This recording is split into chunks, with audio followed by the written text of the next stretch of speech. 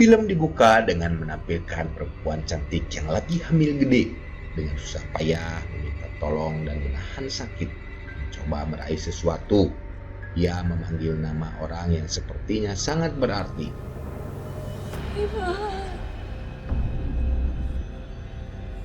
Ceritanya dimulai dengan menampilkan di mana para tentara yang sedang istirahat. Mereka sepertinya sedang membicarakan tentang putus asanya menghadapi perang. Mereka membakar semangat agar lebih berani menghadapi musuh di medan perang. Pertempuran berikutnya terjadi dengan penuh semangat. Tentara beralih mendekati musuh. Mereka menjadi bulan-bulanan dihujani tembakan. Scene pun beralih ke kampung di mana gadis yang di awal film diceritakan sedang hamil.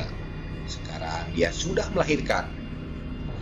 Dia menggendong bayi di tangannya, berjalan menyusuri jalan menuju sungai dengan memanggil nama seseorang. Kemudian, scene berganti lagi dengan memperlihatkan 5 orang tentara yang selamat menaiki perahu untuk pulang kampung. Diceritakan akhirnya mereka sampai di tempat yang dituju. Kampung yang begitu sepi di pinggir aliran sungai. Ternyata itu kampung tempat tinggalnya si Mak. Dia ingin mengunjungi istrinya yang sudah ditinggal sekian lama untuk berperang. Mak berjalan menuju rumahnya, di mana istrinya yang sedang hamil saat itu ditinggalkan berada. Dia berjalan masuk ke sebuah rumah dengan celingak-celinguk mencari istrinya. Dan tiba-tiba Mak sampai kaget dan menoleh ke belakang.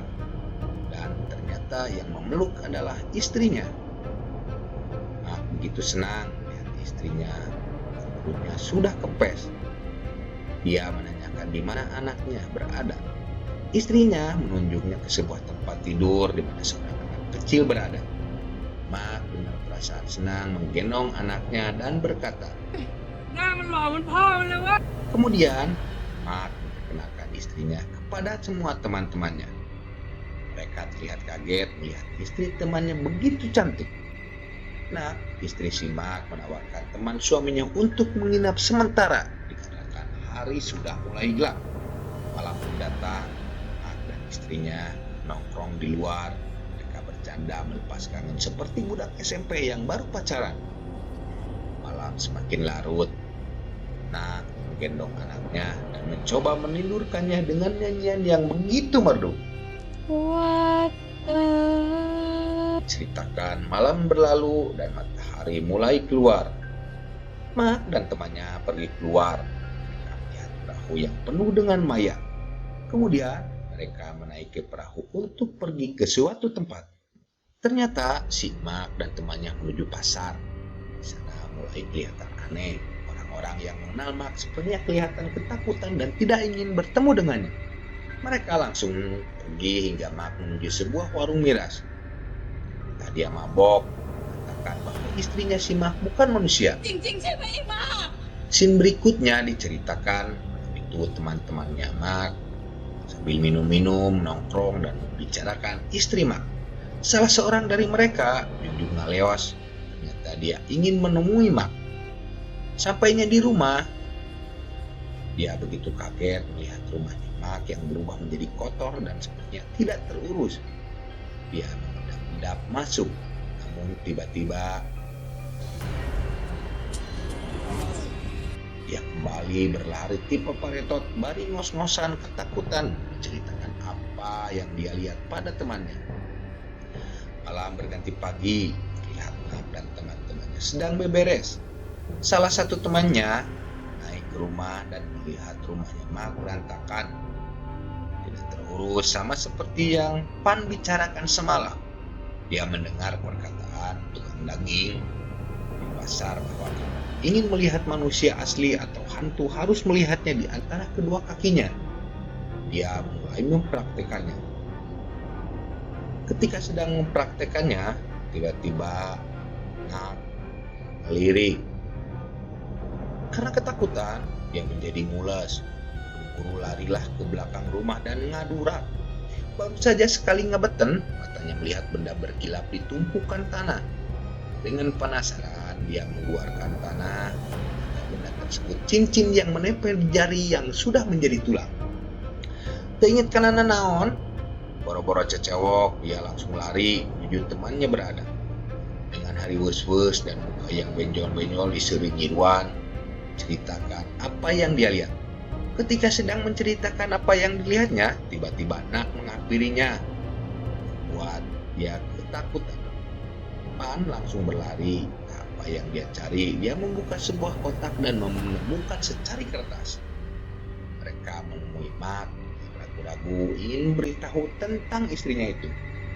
Mereka memberikan kertas.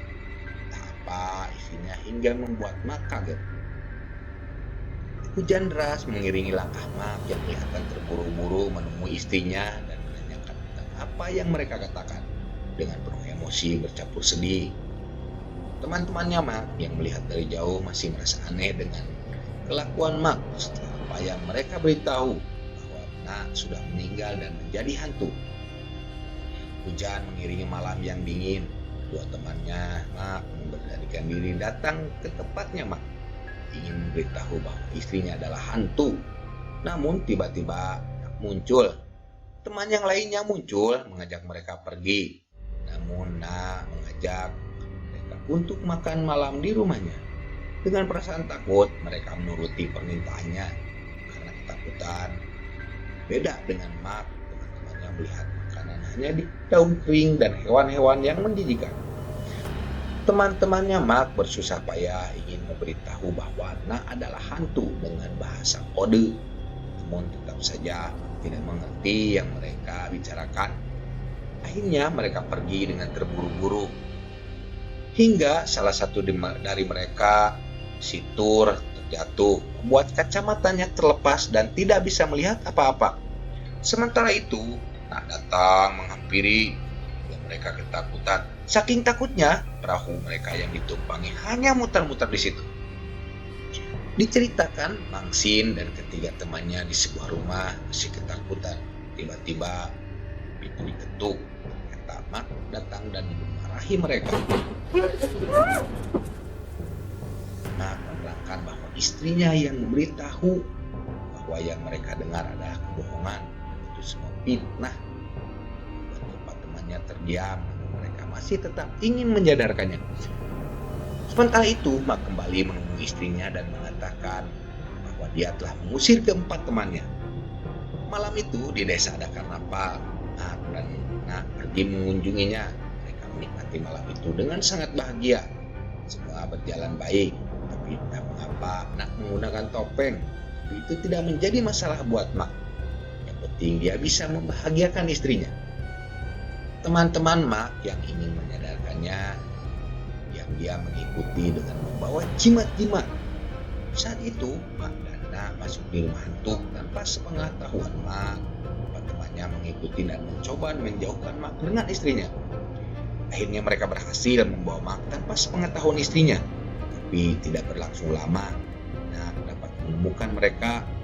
Mereka lari ketakutan. Mereka berlari membawa Mak hingga masuk hutan. Mereka masih berusaha menyadarkan temannya itu, tapi bukannya percaya, Mak malah pergi meninggalkan mereka berempat. Mereka mencoba mencari dan akhirnya menemukannya.